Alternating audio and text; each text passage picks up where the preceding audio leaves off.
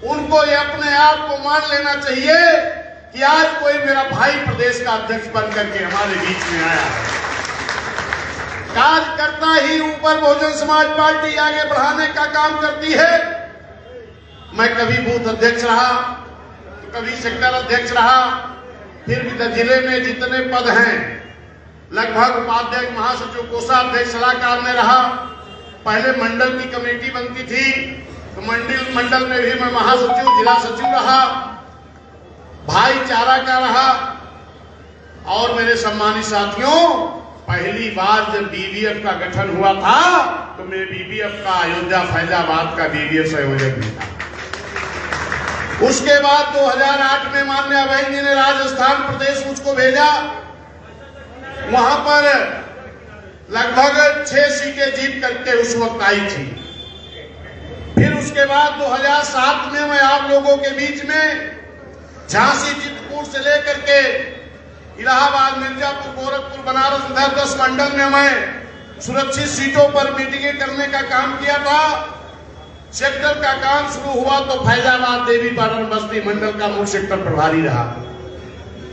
इलाहाबाद, मिर्जापुर, फैजाबाद मंडल का भी मैं मुख्य जोर प्रभारी रहा। और अभी 20 तारीख को माननीय बहन जी ने मुझे बुलाया और बहन जी ने कहा कि मैं तुम्हें उत्तर प्रदेश के अध्यक्ष के रूप में बनाना चाहती हूं और तुम्हें जाकर के जो पिछड़े समाज के लोग हैं उनके बीच में अपनी बात को रखना है और उनको बहुजन समाज पार्टी से जोड़ने का काम करना है। सम्मानित साथियों, मैंने कहा जी बहन जी, मैं 20 तारीख को, क्योंकि 20 तारीख को मेरा जन्मदिन भी था और 20 तारीख को 5:30-6 बजे जब बहन जी का ट्वीट आया तो 2 दिन तक तो मैं लगातार, तमाम मेरे साथी आपके इस मंडल से भी मुझको फोन किए थे और वो कहते थे कि साहब बड़ी देर से फोन लगा रहे, बिजी जा रहा है। मेरे सम्मानित साथियों, 2-3 दिन तक लगातार मेरा फोन नहीं बंद हुआ। जब स्विच ऑफ हो जाता था तो 10-5 मिनट के लिए बंद होता था, क्योंकि जब मैं काम करने जाता था मिर्जापुर, इलाहाबाद, फैजाबाद, देवीपाटन, बस्ती, आपके मंडल में तो मैं खाली सुरक्षित सीटों पे काम किया था। लेकिन उधर मैं जब काम करने जाता था तो अक्सर मैं सेक्टर बूथ तक मीटिंगें करा करता था। तो आज मैं देख रहा था कि साहब, मैं सेक्टर अध्यक्ष कोराव विधानसभा से बोल रहा हूं, मैं विधानसभा सचिव बोल रहा हूं। मेरे सम्मानित साथियों, आज पूरे उत्तर प्रदेश में कार्यकर्ताओं का इतना हौसला बढ़ा है कि कोई मेरे बीच का आज उत्तर प्रदेश का अध्यक्ष बनकर के आने का। मेरे सम्मानित साथियों, मैं बहन जी का आभार प्रकट करना चाहता हूं और माननीय बहन जी को धन्यवाद दे रहा हूं, आभार प्रकट कर रहा हूं कि माननीय बहन जी, जिस कार्यकर्ता को आपने कार्यकर्ताओं के बीच में भेजा है, आज पूरे उत्तर प्रदेश का कार्यकर्ता अपने आप को प्रदेश अध्यक्ष समझकर काम पर लगा हुआ दिखाई पड़ रहा है। क्योंकि मेरे सम्मानित साथियों, 20 तारीख को माननीय बहन जी ने अध्यक्ष बनाया है। 23 तारीख को, 20 तारीख को शाम को बनाया गया, 21-22 मात्र 2 दिन में गैप किया था। 23 तारीख को पहला दौरा मैं अयोध्या मंडल का जब शुरू किया, लखनऊ से फैजाबाद अयोध्या की दूरी मात्र 120 किलोमीटर, लेकिन वहां से जब मैं चला तो 9:30 बजे चला हूं साथियों, और फैजाबाद में मैं आकर के 3 बजे पहुंच पाया हूं। इतना प्यार दुलार कार्यकर्ताओं ने दिया, इतना उत्साह कार्यकर्ताओं में रहा। उसके बाद 24 तारीख को मैं देवीपाटन मंडल में रहा, फिर आपके 25 तारीख बस्ती मंडल में भी रहा और आज 26 तारीख मैं आपके बीच में आया हूं। आज भी मैं देख रहा हूं कि बस्ती से ही तमाम कार्यकर्ता हमारे प्यार मोहब्बत देने के लिए, आशीर्वाद देने के लिए पूरे रोड पर यहां से लेकर के बस्ती तक नजर आ रहे थे। निश्चित है कि बहुजन समाज पार्टी के कार्यकर्ताओं में एक बड़ा जोश देखने को मिल रहा है। और यहां पर जब मैं पहुंचा हूं, लगभग कई हजार की संख्या में लोग रोड के बाहर, यहां तो आप हम लोग बैठे हो, इससे ज्यादा तो रोड के बाहर लोग घूम रहे हैं। क्योंकि जितने कार्यक्रम अभी तक मेरे हुए हैं, हर जगह मैंने देखा है कि कुर्सियां वहां पर जितने लोग थे उसकी 25% भी नहीं थे। आज यहाँ भी संख्या तो बहुत बड़ी दिखाई पड़ रही है, लेकिन इससे ज्यादा बड़ा हाल भी नहीं मिल सकता है, क्योंकि हाल भी मैंने देखा कि बस्ती में भी जो सबसे बड़ा हाल था वहां कार्यक्रम किया गया था। मेरे सम्मानित साथियों, मैं अब आता हूं आपकी मुख्य बात पर। सम्मानित साथियों, इस देश में डॉक्टर बी.आर. अम्बेडकर साहब ने, भैया आवाज मत करिए भाऊ। सम्मानित साथियों, डॉक्टर बी.आर. अम्बेडकर साहब ने इस देश का संविधान बड़ी मेहनत से बनाया है, और उस संविधान में मैं आपको ध्यान दिलाना चाहता हूं कि 3 एक ऐसे पॉइंट रहे हैं कि जिन पर उस कमेटी में जितने लोग थे वो कोई व्यक्ति सहयोग करने को नहीं तैयार थे। नंबर 1 थी डॉक्टर बी.आर. अम्बेडकर साहब बहनों के लिए, महिलाओं के लिए जो सम्मान की व्यवस्था उस संविधान में किए हैं, वो चाहे ब्राह्मण समाज की बहन बेटियां हो, चाहे क्षत्रिय समाज की हो, चाहे वैश्य समाज की हो, चाहे शूद्र समाज की हो, अगर बाबा साहब संविधान में व्यवस्था नहीं दिए होते तो आज की महिलाएं हमारी रोड पर राजनीति में, समाज में नहीं दिखाई पड़ती। दूसरी चीज मेरे सम्मानित साथियों, वोट का अधिकार।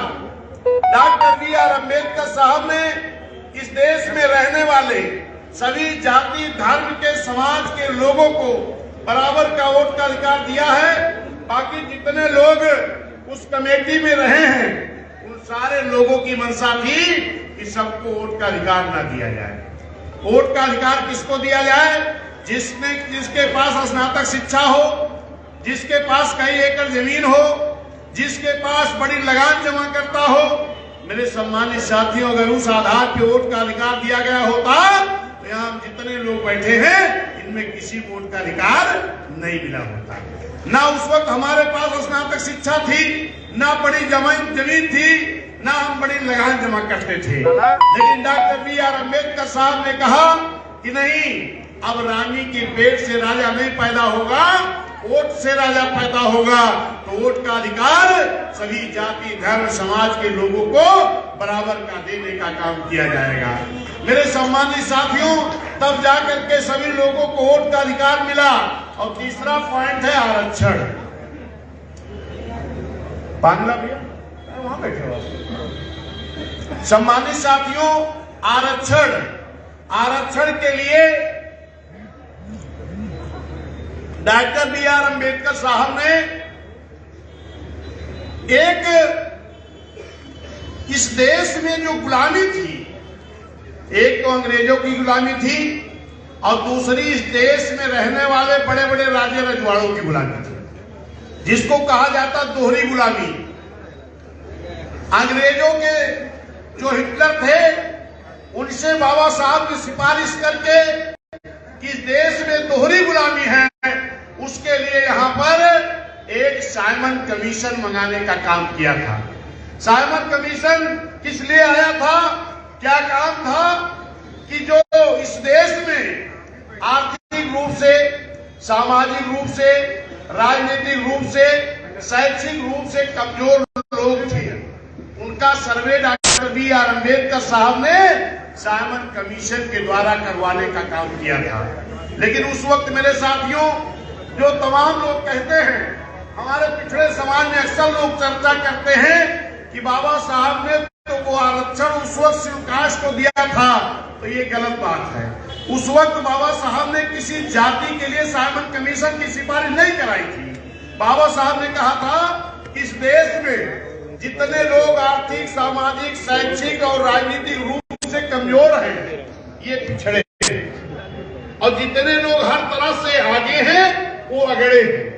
तो जो अगड़े और पिछड़े, उन पिछड़े लोगों का जब सर्वे शुरू हुआ तो डॉक्टर बी.आर. अम्बेडकर साहब दिन भर कमेटी के साथ रहते थे और रात में पिछड़े लोगों के गांव में और मोहल्ले में जाते थे कि कल जब आपके गांव में साइमन कमीशन की कमेटी आएगी तो आप भी अपने आप को ये बता देना कि आर्थिक रूप से, शैक्षिक रूप से और सामाजिक रूप से हम भी कमजोर हैं, मेरा भी नाम इस सूची में दर्ज कर लो।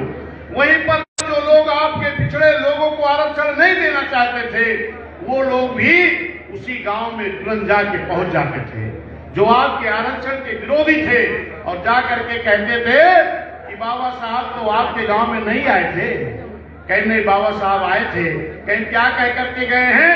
कहीं बाबा साहब कह करके गए हैं कि कल जब कमेटी आएगी तो उसमें जितने लोग आर्थिक, सामाजिक, शैक्षिक, राजनीतिक रूप से कमजोर हो, अपना नाम उस सूची में दर्ज करा देना। तो वो लोग क्या कहे कि अगर आप सूची में नाम दर्ज करा दोगे तो आप तो नीच हो जाओगे, शूद्र हो जाओगे, अछूत हो जाओगे। मेरे सम्मानित साथियों, उन पिछड़े लोगों में जिन लोगों ने बाबा साहब की बात को मान लिया, उस सूची में नाम दर्ज करा दिया, वही लोग हो गए अनुसूचित जाति। और जिन लोगों ने नाम दर्ज कराया, समतल एरिया के लोग हो गए अनुसूचित जाति, और जो पहाड़ी क्षेत्र